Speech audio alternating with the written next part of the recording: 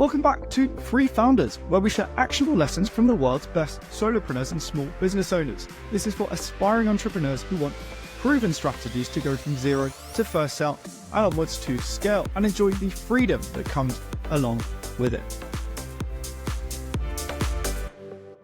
My guest today is Simon Klobas. He is owner of Brick Road, a digital asset holding company. He has 8 years experience as an entrepreneur, in his words, slaving away as an entrepreneur. He's built businesses in 3 countries and 5 different industries. In this episode, expect to learn 1, why preparing a pitch deck every quarter but not actually raising money makes a lot of sense for any entrepreneur. 2, why you should find unsexy sectors to start a business in. And 3, just a lot of tactical advice from 8 years building businesses. Simon, welcome to the show. Thanks for having me, Henry. It's great to be here. As soon as we started having a conversation about doing an episode, I was hooked by one of your posts. I'm just going to read it out and let's kick off there. Quote, in 2012, I helped start a logistics business in the resources sector. We did 40 million in revenue in the first year. We shipped 6 Panamaxes, big ships of raw materials to China. This was outback Australia. Life was soaked in thick red dust, sweat, helicopters, crocodiles, and huge trucks. I was only 23 and had just finished my engineering degree. To this day, the most insane experience I've ever had. Tell us about, well, firstly, why was it insane? Secondly, what did it teach you? So, I had just finished uni and I was approached by a mining contractor who was doing a lot of work with BHP Billiton to go and work in a very, very remote part of Australia. And we were talking a 4.5-hour flight to a city called Darwin, and then a 6.5-hour car drive to a homestead where we stayed to effectively develop this mining plot. So imagine turning up to outback Australia, the quintessential outback Australia, Crocodile Dundee, and paddocks, beautiful landscape, and starting a mine. We were dropping accommodation facilities down, generators down, bringing heavy equipment in, people in on helicopters and planes and cars and all sorts of modes of transport. And over the course of the first 12 months, we effectively established this whole little ecosystem, a mini city, you could call it. Everything needed to be brought in: food, water, the whole gamut. And it was absolutely crazy. Huge amounts of investment going in, and just a wild experience. So we had about 350 people working on shift up there. I was one of only 3 university-educated people, and so was very quickly thrust into a commercial management role, way beyond my years, but just the lack of having any other. Was this your first? Or any other? Was this first job after university? Second job. Yeah. And so we were writing contracts with Shell to do fuel supply, buying quad road train trucks, and that's a 4-trailer truck. So we had by the end we had about 60 road train trucks running up and down the highway, each with 4 trailers, carrying about 100 ton of material each, 24 hours a day. Generators, fuel, the whole lot, and it was a crash course in startup, how to set up a business, how to get contracts in place, get partnerships in place, sell, bill, hire, the whole gamut. We sort of touched everything, just given the lean nature of the team in such a remote location. So why did they hire just a couple of young dudes to do the management? No one else wants to go out there. So, okay. I've never been one to be afraid of sort of venturing a little bit beyond where most people will go. And, there's a lot of opportunities in these remote locations. Right now, I'm actually visiting Riyadh in Saudi Arabia for very much the same reason. There's a a huge amount of development and opportunity happening here, and I'm exploring that. And I'm finding that here, especially, like, they're a very similar situation, lots of infrastructure development, lots of investment being made, that there's a lot of opportunity to do things that are a little bit off kilter and a little bit out of the norms of what you'd find in a big city or the US or the UK or Australia. You raised one thing that really stuck out there was the university versus not educated. I think we, I remember I studied politics and Spanish, right? Nothing to do with what I do now. I started a business during university and said, "Oh, that was fun, but it was a waste of time." The degree, not the studying of business. How much of a shock was it going in, just realizing, like, we're sort of taught if you go to university, we know everything about everything now. With specialties, engineering, medicine, we want a doctor that has studied, 7 years of medicine. But how, in terms of coming into like real life startup, real business, real big costs and big revenue opportunities, like what were the sort of main learnings you had during the first few months? I mean, like, there's a lot, I've heard the saying, you go to university to learn. Like, I kind of maybe subscribe to that a little bit. I'm not sure, like, that's really it. I think you get into these, well, for me, going out there, you sort of throw the textbook out, and the pro-social skills become extremely important. How well are you at dealing with the owner of the business? How well are you at dealing with laborers, truck drivers? How well can you deal with suppliers and vendors, clients? It's a very multifaceted role, but it's very much about the pro-social skills, the communication skills, and that is very different in a blue collar industry to a finance role or an insurance or banking. It's the norm is very different, and so I very quickly learned to be adaptable, like a chameleon. You have to approach a situation or every situation very differently, because you have the privilege of an education, but that doesn't entitle you to anything. You don't get any favoritism or any benefit really from having that education. So it really is about being dynamic in what level you operate on. I think that was something that I fortunately had some skills in, but learned very quickly that that's how I was going to survive in these types of environments. So how much do you think that experience, sort of real world, as you say, you go, okay, the world is not just engineering, it's social skills, it's solving problems that, we can't have thought about. How much do you think that set you up later for a career in entrepreneurship? Immensely. I think it's, one of the most foundational set of skills that I really had to learn. When you run a business and you have clients, those clients are going to be from a vast, vast, vast array of backgrounds, diversity.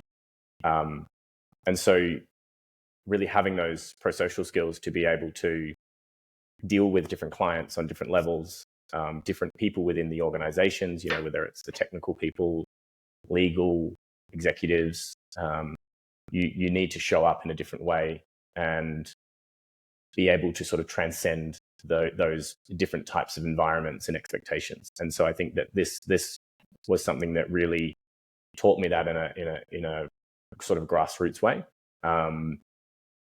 I probably don't have a lot of skills in the sort of executive suite or, in, like, say, the finance world or the banking world, but I do have a set of skills in the engineering disciplines and real estate and construction and infrastructure, and that I think has helped drive the direction of the business largely down the path that has gone down. It's also interesting that you come from an engineering background, because it is, I work in the sort of tech startup sector, very common for people from an engineering background to be very good at what they do, very good engineers. They can come up with good solutions. They can map out what that solution can be. They can leverage new technologies. but they have, it's either just a lack of knowledge about business or also just a willful ignorance to say, I just want to build cool stuff. And they'll then go to a potential client and say, like, buy this because it's really cool and it's using this cool technology. And the client goes, well, like, I don't understand, like, what's the value? Why would I want this? So imagine that there was some impact there, or basically a very different path that was taken in terms of entrepreneurial skill set. Definitely. So I did civil engineering, just to clarify, not software engineering, and roads, stormwater, all that sort of good stuff. And I think the reason I went into and did an engineering degree in the first place was some advice I got, and that was, if you look at executives and entrepreneurs and people out there, there's a skew towards the engineering disciplines. A lot of people who run businesses were at one point engineers, and I didn't really know what I wanted to do. And I think I went into engineering knowing that it was sort of a bit of a launching point into business and into other fields. I didn't do engineering to work as a civil engineer. And so I think that was really, not, lo and behold, I didn't realize it at the time, but it was really the foundation. It was really the starting point in a lot of ways of this journey. I knew back then I wanted to sort of go down this path, and you sort of try and build the foundation as best as possible to sort of at least have some credibility when you start. Yeah, I think that's a really good point. I think I wouldn't say regret, but it would have been a better use of my time for sure, doing something more technical, though I don't know if I would have done at it. The education system works very differently in Australia, though. It's very you're doing accounting to become an accountant, you do engineering to become an engineer, you do law to become a lawyer. We don't have the depth of arts degrees and politics and sciences that you do in the UK. And I actually think, when you're looking at this from to go back to my point earlier about the pro-social skills, I think the way our education system is constructed with that very linear approach, you do miss a lot of education in the arts and education in culture. And I think a lot of that is really foundational in developing pro-social skills. So I think there's a balance between the two. There's a good counter argument that there are also lots of very good product people who studied philosophy or languages, because it sort of develops your ability to question convention, that kind of thing. Communicate. And absolutely. Yeah. But it's interesting because I just think, without going on this topic too long, but university, in many cases, you're deciding age 17 in the UK, and it's like, basically people choose an art because it's more, it leaves your options open. It's an awareness in a way to go, I don't have a freaking clue what I want to do, so I may as well just leave the options open. Whereas actually I think it's a very good suggestion to go, look, do something like engineering, because it's just going to give you more credibility. It's going to help you open doors when it comes to graduating and actually having a sense of what you want to do. You've talked about, you've worked in lots of different industries, but what we might call, let's say, traditional, right, and civil engineering, property, mining. How is the process different for these kind of let's take mining, right? So how do you in terms of product development, like, how does that happen for these massive projects? So look, looking at it through, I guess, the startup or the entrepreneurial lens, the process is relatively simple and similar to starting a technology business. In mining or in real estate, if you're going to go build a house, that's probably something that's a little bit more relatable to a lot of people. The first thing you do is you design it.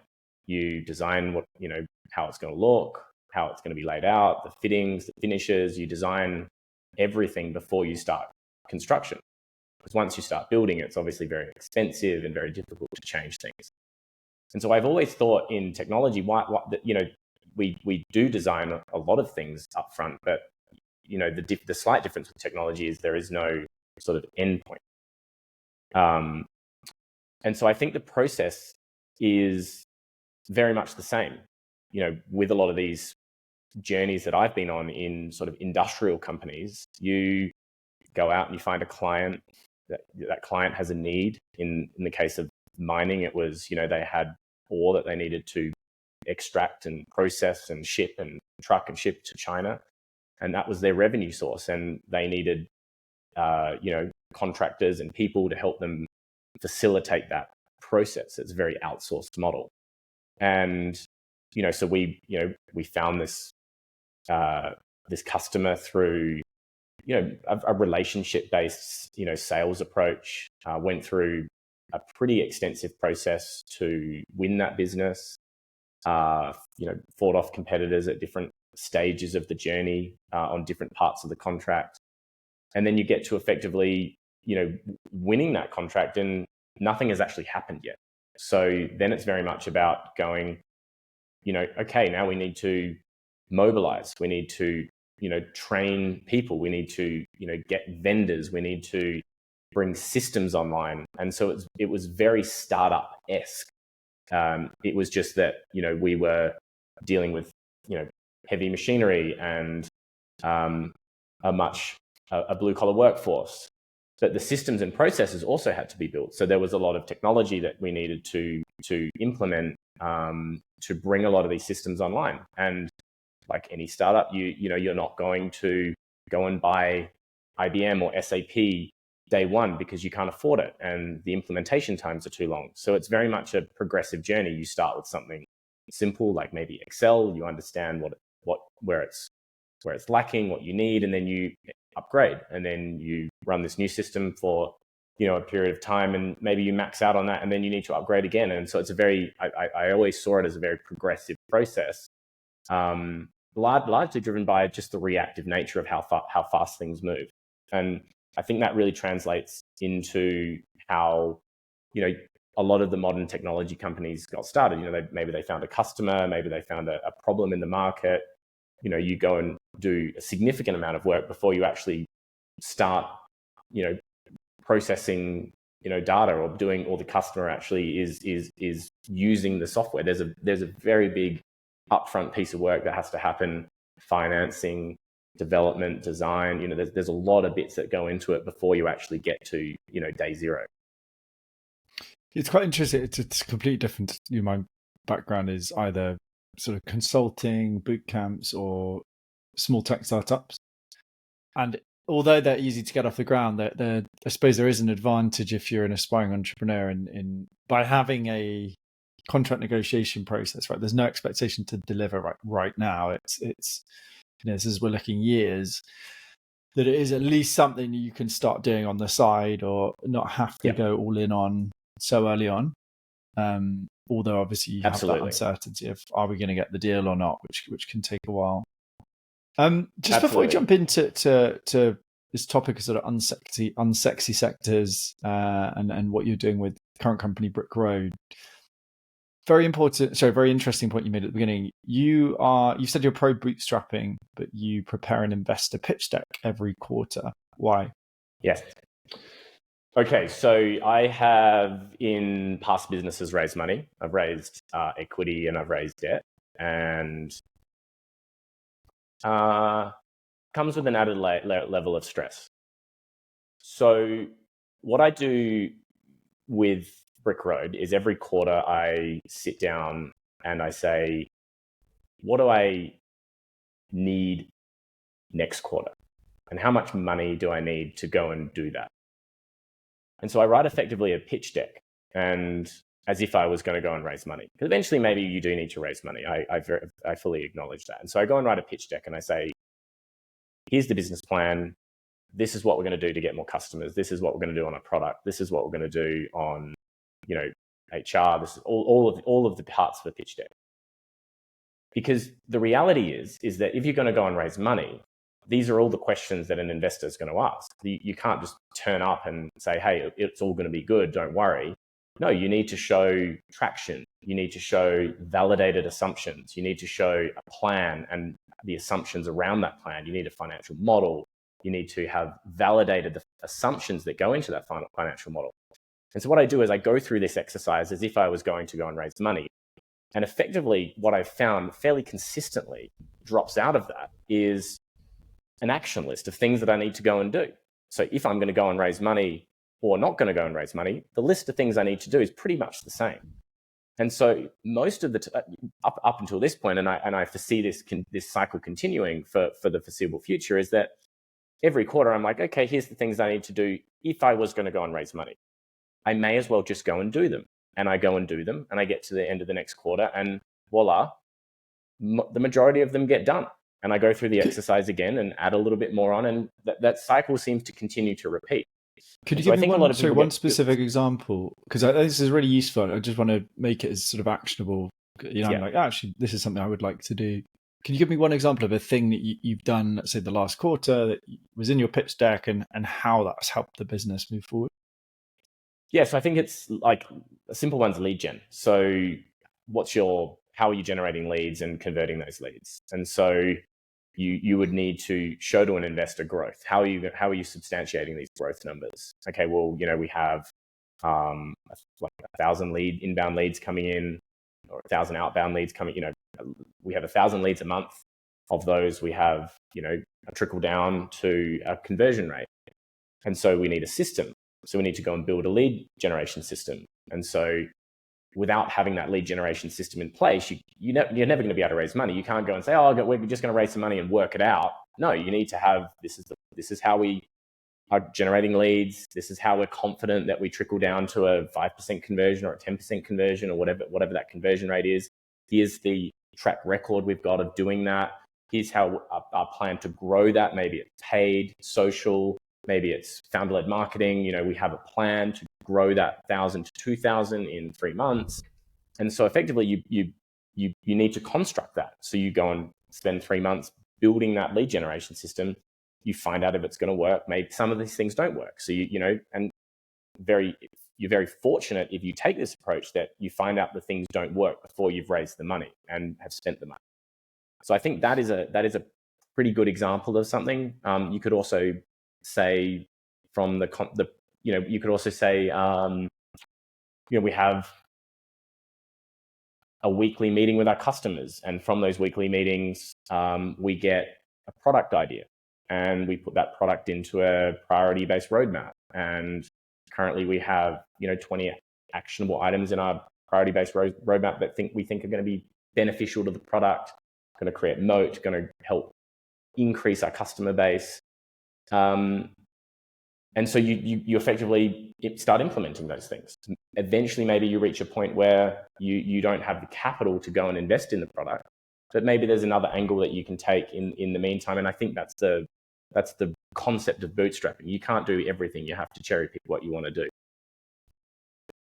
Yeah, I really like this. It's sort of auditing the business. I think, although on one side it's easy to go, well, if I'm bootstrapping, I'm not interested in a hyperscale, then I shouldn't aim for certain things that a VC-backed startup might want. But the principles are all there, right? We want some sort of product market fit. We want to make sure our numbers are making sense in some way. So I really like that. How do you pick? Great way to describe bootstrapping actually is there are battles we fight and battles we can't fight based on very limited resources. How do you say when you look at your pitch deck, how do you decide what is the thing to focus on? I'd like to say I have an answer with a practical answer, but I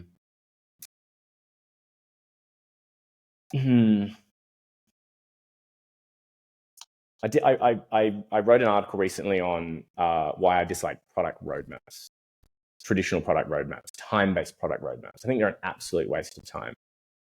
There is no point in writing down 50 product ideas and trying to schedule them in over the course of the next 6 months.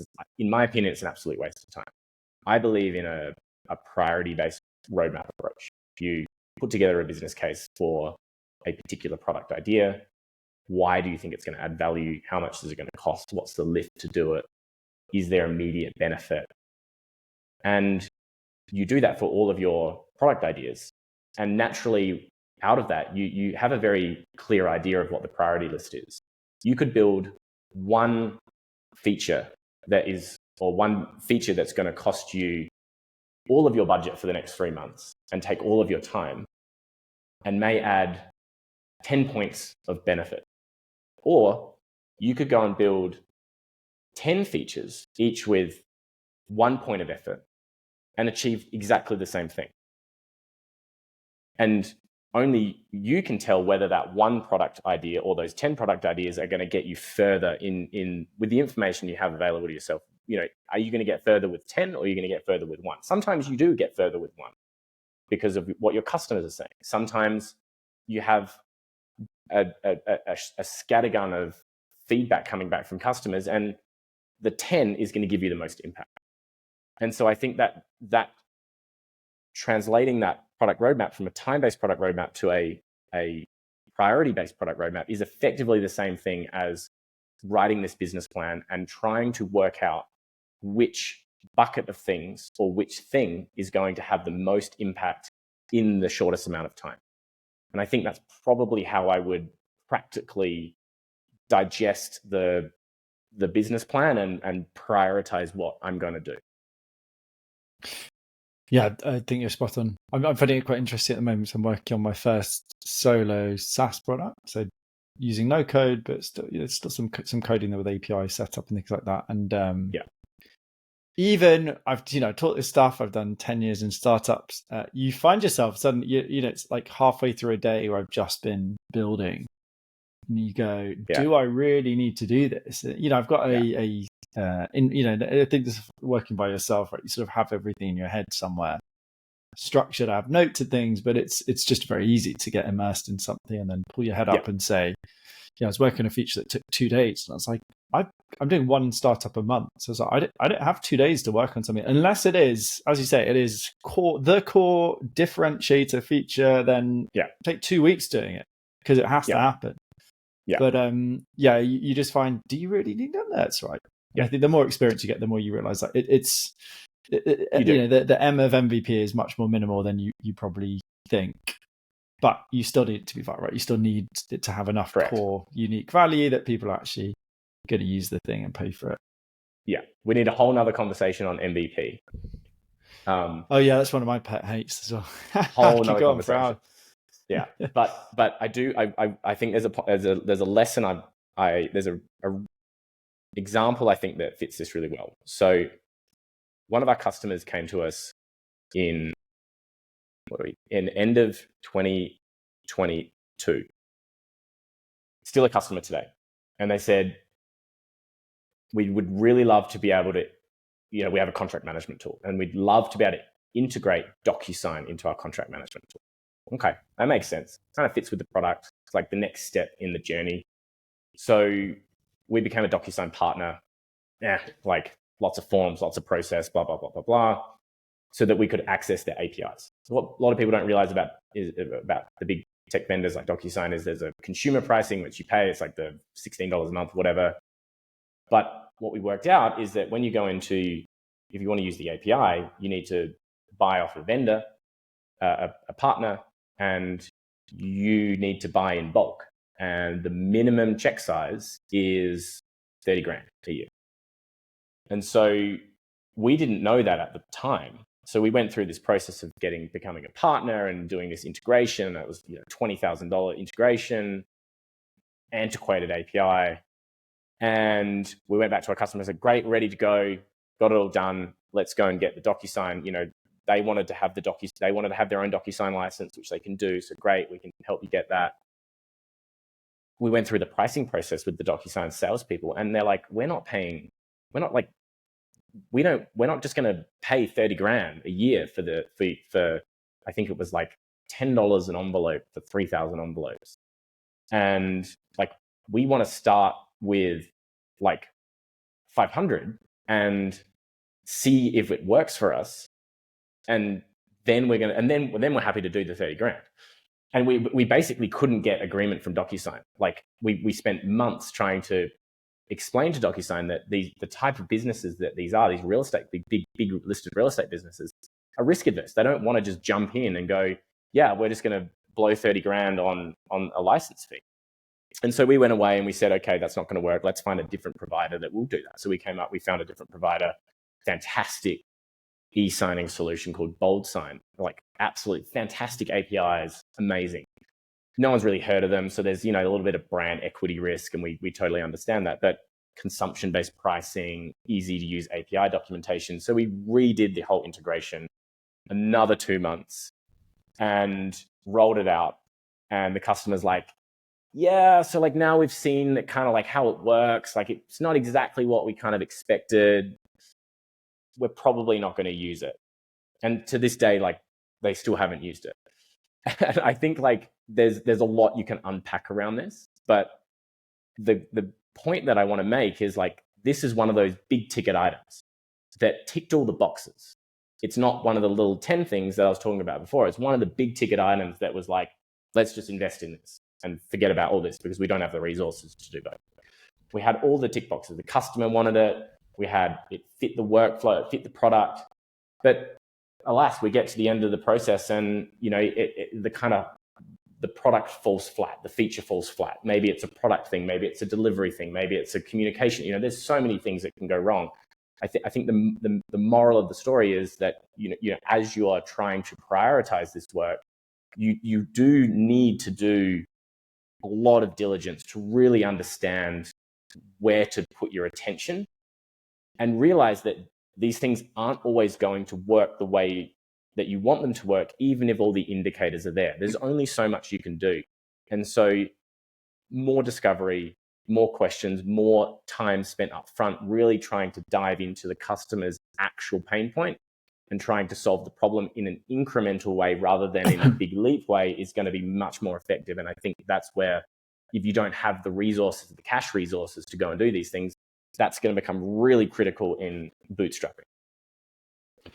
Yeah, I always think of trying to differentiate between surface level and deeper problem or inner problem. And it's things like, you know, if someone said to you, Simon, I really need a watch, and you go, okay, great. Well, they need something that's going to tell the time. It's like, well, no, actually, it's about, you know, it's about status, it's about legacy, right? It's about all these very different things. And when you realize what that problem is, you have very different options available. You see very different solutions that you could build.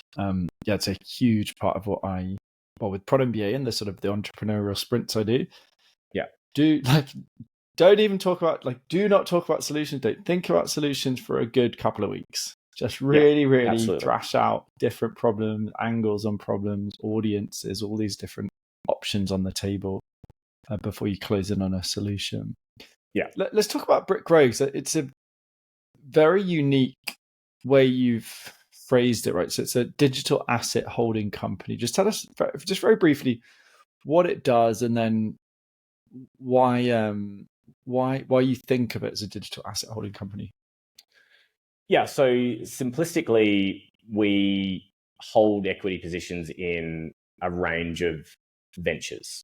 So all ventures that we've actually built in-house in partnership with industrial companies in real estate, private equity, construction, and in the sort of digital creative space.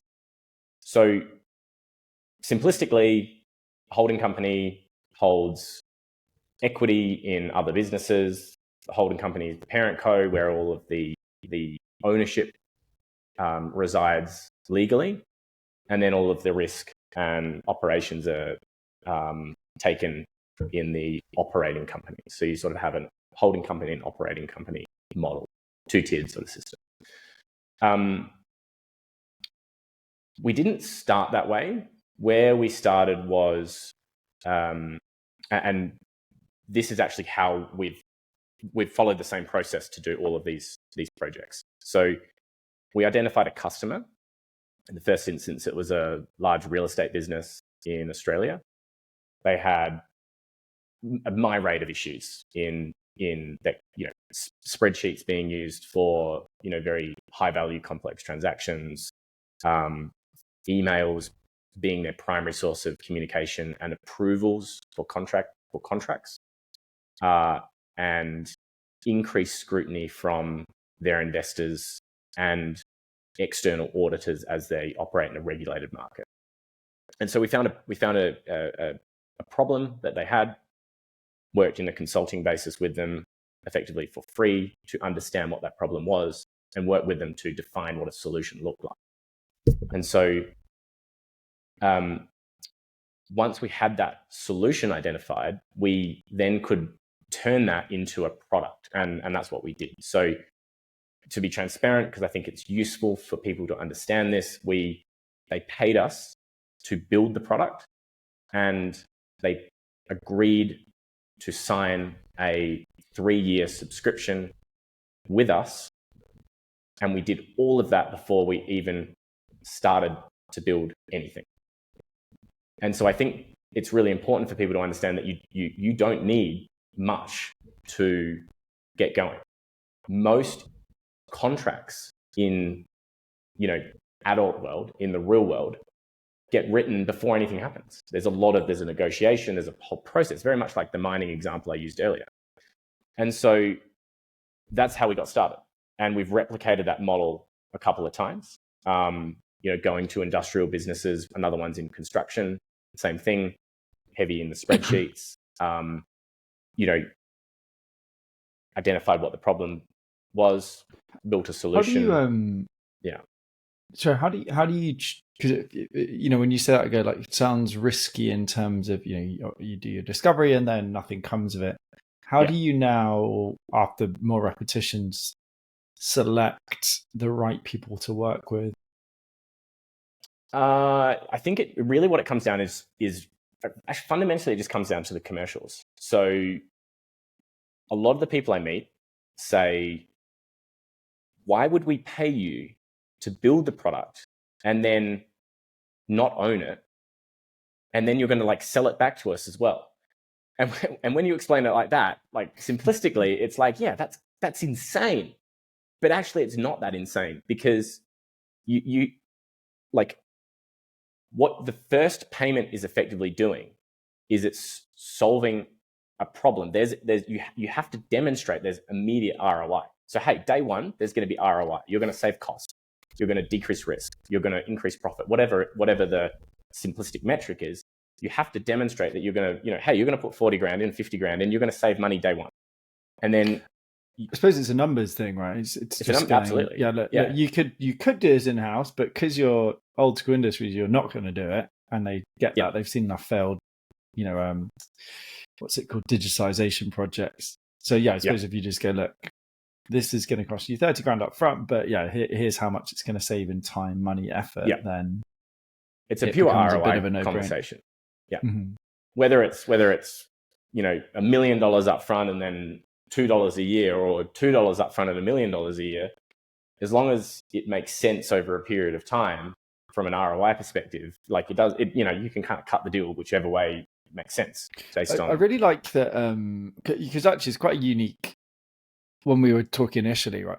On the surface, nothing crazy. You don't do the obvious mistake, which is build just random solution. You find a customer and then find a problem. Every product person says that, but I like how in your case it's really, oh no, we're going to go in with you, property company, and we are going to find something within here that we're confident we can pitch back. And I suppose everyone pays for software, right? So do you just trust that you will find something, as long as they're not outrageously unreasonable straight off the bat, you'll find something there that you feel you can pitch back to them? There is enormous amounts of untapped potential in these industrial businesses, enormous amounts. If you look at where technology people work, they work at technology companies. They don't work at, they don't work for plumbers or construction companies or real estate businesses. There's a chasm of knowledge gap between what the technologists are doing and what the industrial businesses are doing. And you don't need to actually take them that far to deliver an ROI. The jump is, it's not going from, spreadsheets to AI. It's going from spreadsheets to a dashboard or a KPI reporter or a checklist. A lot of our products are just, we've had huge success with checklists. And it's the technologists out there will say, oh, why don't you use Typeform, or why don't you use, no, because you can't. You need some basic workflow in there that's super unique to how an industry does things, because you're not going to go in there and, there's 30 people interacting with these products. You're not going to go in there and go to 30 different stakeholders and say, hey, how you've done something for 20 years. Yeah, all of a sudden you have to do it differently tomorrow.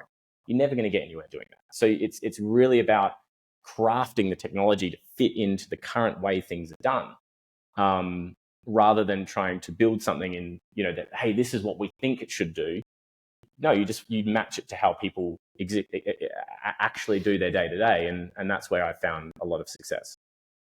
Yeah, it's a very smart approach. I mean, I've coached 300 people directly, product people, developing their own business ideas, sometimes through to revenue, full business. It's always ideas related to them and tech and some sort of, whatever's trendy at the moment. It is never, oh, here's this new process we could, site managers at construction sites could use to do their health and safety check in the morning. Yeah. And I think, as you say, that there's definitely a gap there. What's your way in? Because I'm thinking right now that I'm building 12 SaaS companies this year, and I'm thinking, wow, that's not a bad way to do it.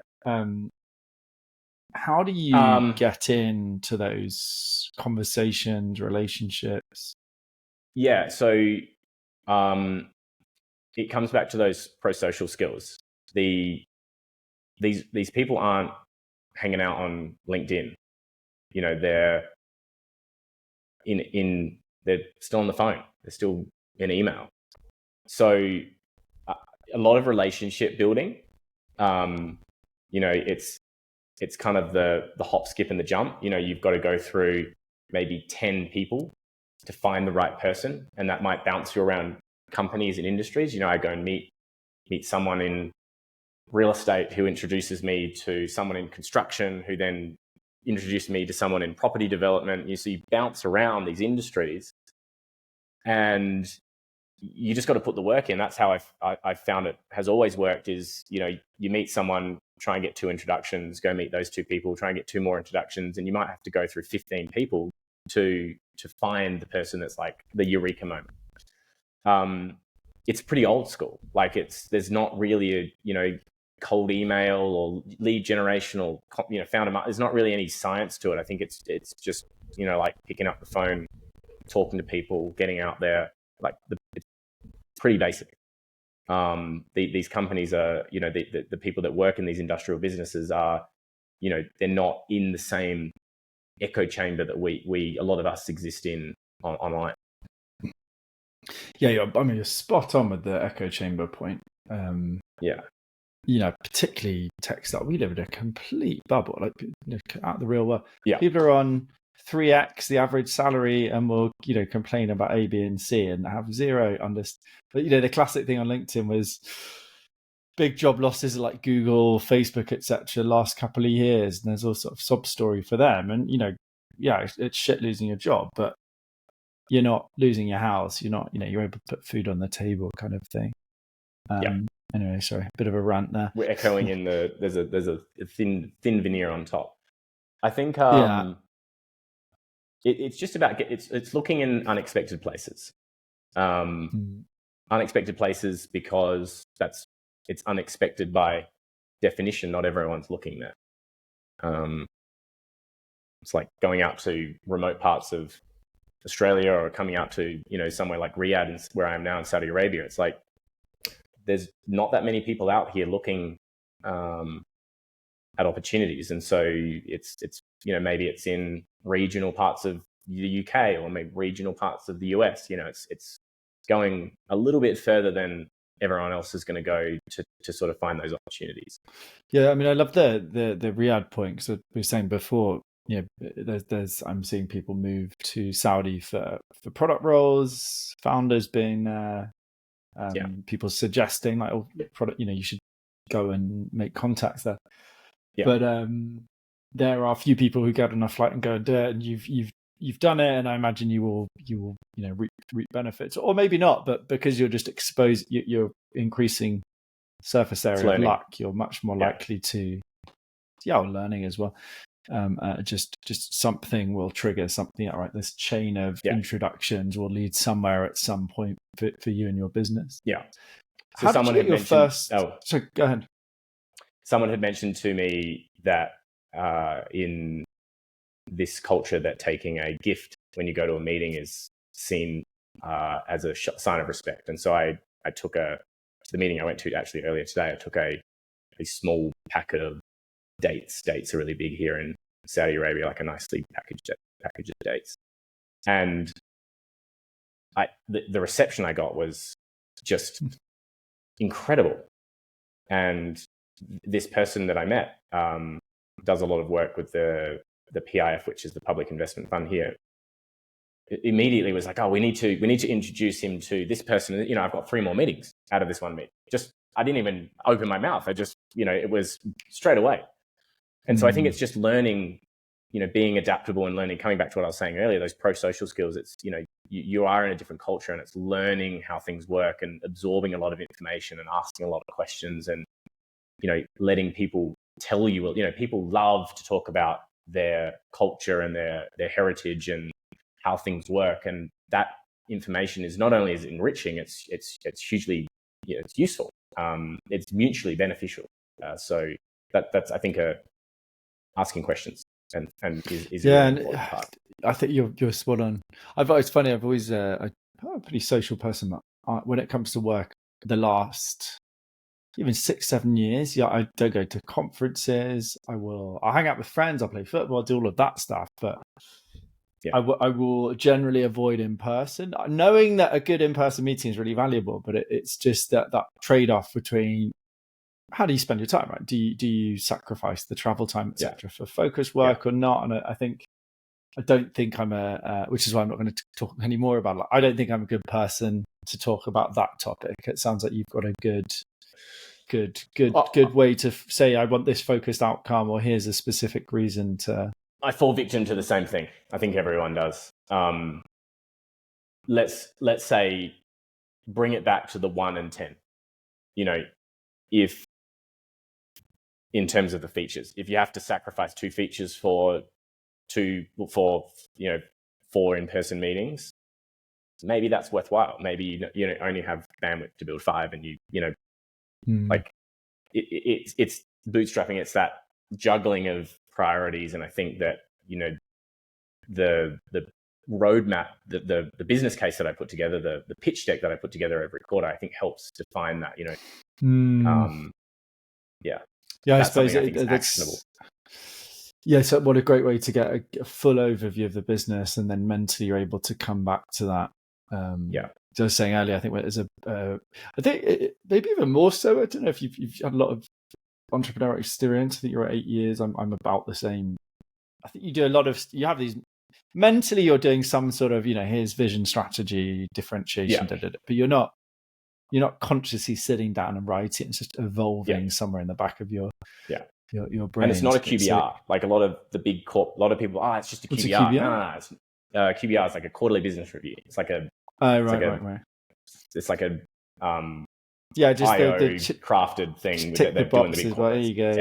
It's just for everyone listening. It's not a. If you think it's just a QBR. No, it's not a QBR. It's a pitch deck. It's like, what would I need to do to raise money to grow my business, and what is the list of things I need to do to convince an investor? Because if you can't do those things, you ain't going to convince an investor. So you're dead in the water either way. So you may as well just go and do them. It's not a QBR. I think that's just important point. No, good point. It's like you're doing it as a thought exercise rather than just show that you've ticking a box essentially. What are the main things that you're seeing in Saudi that might make it a good opportunity for entrepreneurs? Apart from it just having a shared load of cash stored away. So like there's a lot of misconception with Saudi. I've got a couple of people that I know who've been here for 1 year and 2 years, and you read a very different story in the news. Coming here, it's incredible. Like the country is beautiful, the people are incredible, it's very open, it's changing rapidly. But the scale of the development and infrastructure projects that are happening here are just incredible. Like think back to kind of the Dubai in maybe the 70s or 80s, or Hong Kong in the 60s or 70s. But the difference is that Riyadh's 8 million people. It's about the same size as New York, and Saudi Arabia is 35-40 million people. So unlike Dubai, which is about 5 million. So you have a full construct of society here. You have wealthy, you have working class, you have everything. And so with that comes the need for everything that a normal society, that a functioning society has. And there's a lot here that's subpar, not very good, that they're trying to improve. And that's a lot of the progress that they're making here is, creating entertainment facilities, creating places for people to live, modern places for people to live. And I think with the digital opportunity is huge as well, because with all this progress, the technology comes as well. So,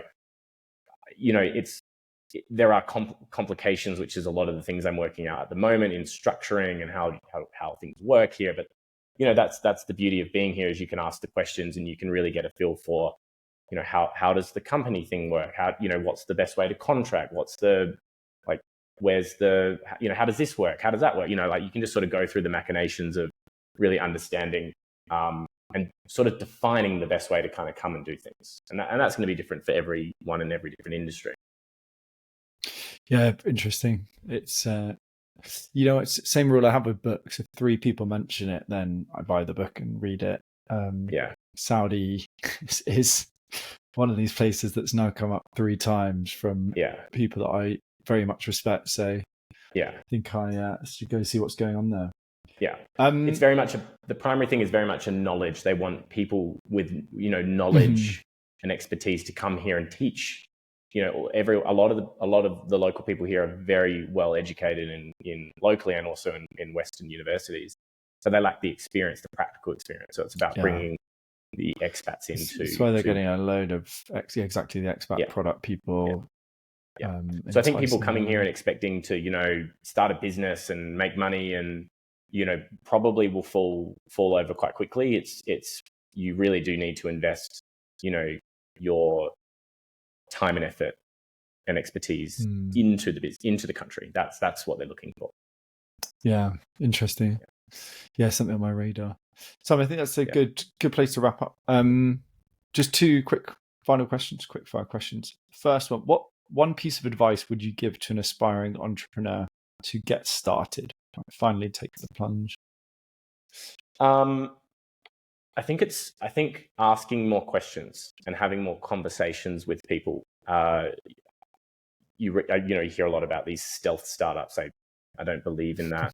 I think the more information and research you can do upfront, the more conversations you can have with people in industry, it is going to be invaluable. You might cycle through 10, 20 iterations of, something that what you thought is the pain point by having those conversations. And I think really drilling down to what the actual problem is. I think don't be afraid to go and talk to people. Don't be afraid to have a half-formed idea and help work with people to help, collect lots of information from lots of different places. Yeah, you don't just sit around waiting for this full solution to appear. It will just evolve if you start conversations and getting out there. Second, final. No, carry on. No. I'm just trying to come up with a second one. You asked 2. So, look, I think it's a very personal journey. I taught myself during the pandemic how to build software, and I think that helped. It absolutely helped get the business going, because we were able to, get started with the product journey, for us effectively a sunk cost time. You could argue both ways. You could read a dozen business books that say don't do that. You could read a dozen business books that say do that. I think it's very personal. Play to your strengths a little bit, but I think rolling your sleeves up and doing the work is something that I believe has been beneficial. And don't be afraid to be wrong. I get things, I'm getting so much wrong at the moment in sales and marketing, so much experimentation. Yeah, so people think sales is simple. It's not. It is a whole science around it. Yeah. Awesome. Final thing, any links, any calls to action? Where can people find you and Brick Road? LinkedIn, probably a good place. The website, brickroad.au, is a good place to start as well. I think the reason I wanted to meet you and come on this podcast is proof in the pudding. I want to talk to more people and meet more people. I think that's the pathway to success is more conversations, with people. And so if anyone wants to have a chat, I'm more than happy to have a chat. You never know what's going to come from it. I'll show you a LinkedIn so people can reach out to you there. Awesome. As well. Thanks so much, Simon. And maybe I might see you in October if you're back in Saudi. Absolutely. Sure. Thank you. Thank you for listening to another episode of Brief Founders. If you enjoyed this episode and want to get each shiny new episode straight to whatever platform you use to listen to your podcast, please subscribe using the subscribe button below. If you're feeling generous, why not share with a friend?